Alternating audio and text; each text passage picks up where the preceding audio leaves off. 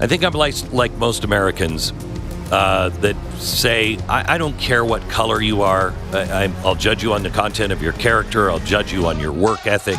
And I'll judge you on whether you're part of the American culture, meaning, do you believe in the Declaration of Independence, the Constitution, and the Bill of Rights? If you do, I don't care what color you are.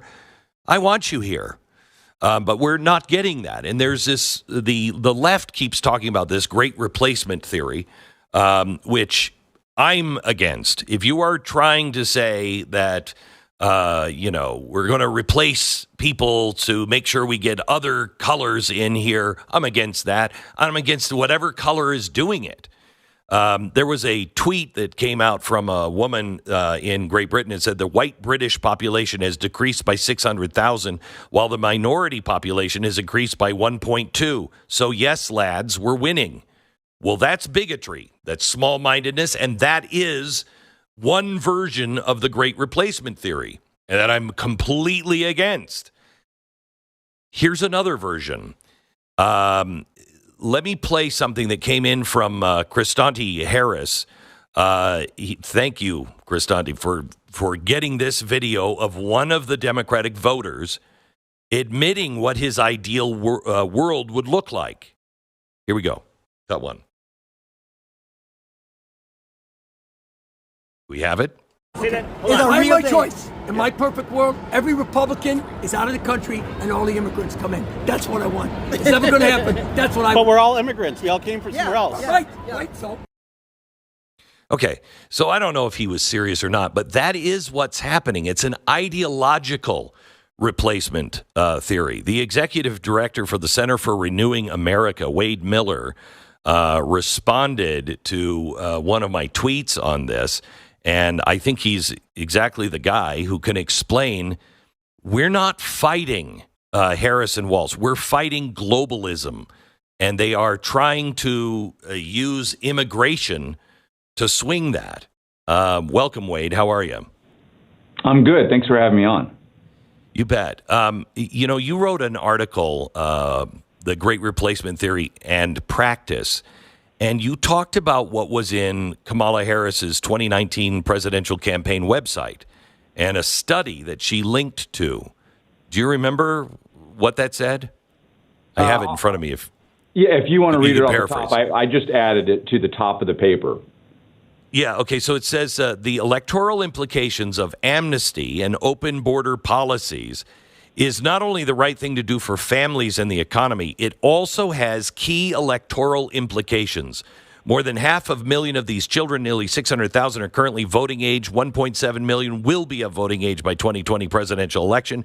These numbers could provide sizable contributions to the margin of victory in swing states. They are talking about bringing in new voters that they can count on ideologically. That is what the great replacement theory is that's actually happening. Do you agree or not?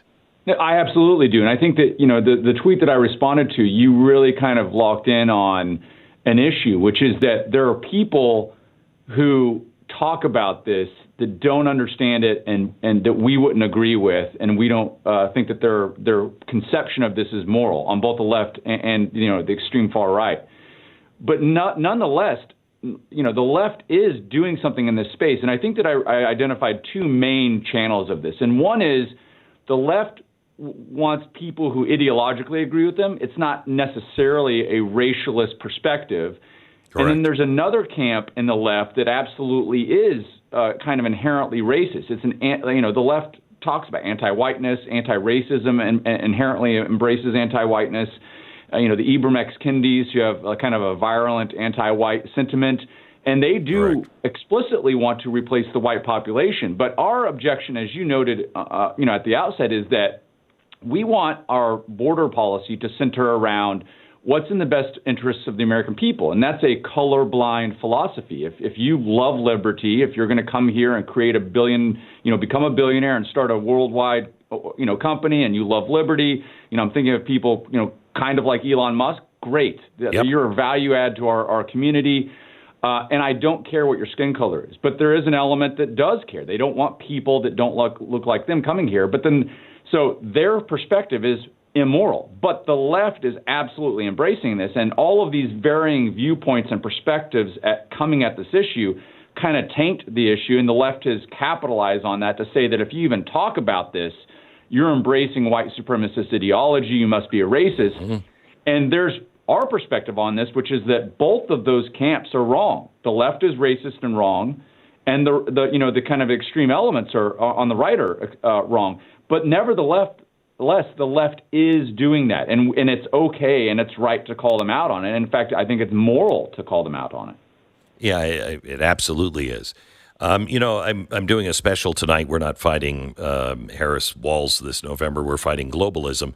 I'm doing a special on this tonight. I went down a rabbit hole last night, unfortunately, and I just was looking at the videos that are coming from all over Europe about how the Islamatization of the West is happening, and how now citizens are starting to say, you know what, I have a problem because we're losing everything that we are, and everything that we are made us who we are. And now we got here. I don't mind people coming in and melding in and also bringing some great things from their culture, but they're not. They're just taking what they had and then bringing it to Germany or Sweden or England, and it is replacing the Western culture. And it's terrifying how close we are to civil war all across the Western world.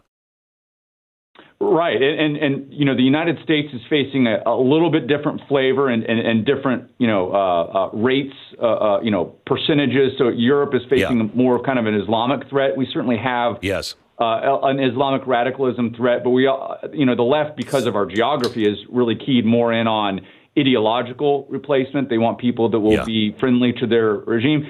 But in Europe, they're facing this issue where the kind of the progressive woke left in their countries are keying in on if you're a citizen and you like the traditions and culture of your country, and you don't want people, coming from a population where 89% of those people want Sharia law entering into your country because you don't think that they're going to assimilate, that's somehow hatred and bigotry and Islamophobia. Correct.